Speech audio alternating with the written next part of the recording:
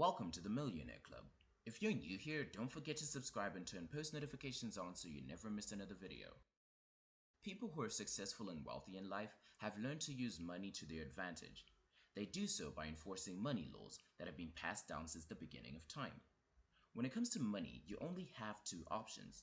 It's either you follow the right laws and make money, or you follow the wrong laws and lose money. Today we're going to show you 5 laws of money you must know. The first law is the cause and effect law. Everything you do today will have an effect on your future. For instance, if you take action now and start accumulating wealth, whether it be in the form of investments or starting a business, diversifying your income streams perhaps, you will achieve financial freedom. On the other hand, if you focus on spending your money on liabilities like cars and brand name products, you will never achieve financial freedom. This is how the cause and effect law works. Ask yourself this: are you on the right side of the money law? The second law is the law of abundance. Most people are under the misconception that there isn't enough money for everyone. But we're here to debunk that. In fact, the law of abundance states that there is more than enough wealth for everyone to enjoy. There is no real shortage. You can have virtually all you really want and need.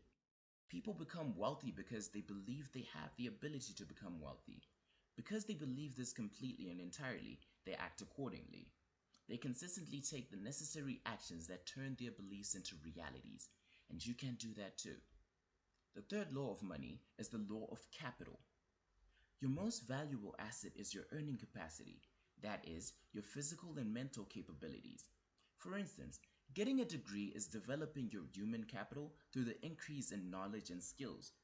We know that capital is basically the money and assets you use to raise or generate wealth. But did you know the amount of money you currently earn is a measure of the extent to which you have developed your earning capacity? The fourth law is the law of conservation. The amount of money you make does not determine your wealth. In fact, wealth is determined by how much money you're able to keep. Everyone makes money at some point in their life, but due to poor money management, they are unable to retain any of it, sadly.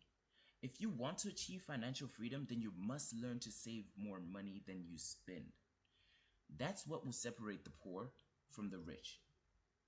The fifth law is the Parkinson's law. Your income is proportional to your expenses. As your income increases, your expenses increase as well. This law is important to know as it helps you understand your long-term financial goals. What makes this law different to all the others is that this is the law that you're supposed to break. To break this law, you must increase your expenses at a much slower rate. This can be done by spending less and investing more. That is it for today's video. I do hope that you remember at least one of these steps. Always remember that you're one subscribe button away from financial freedom.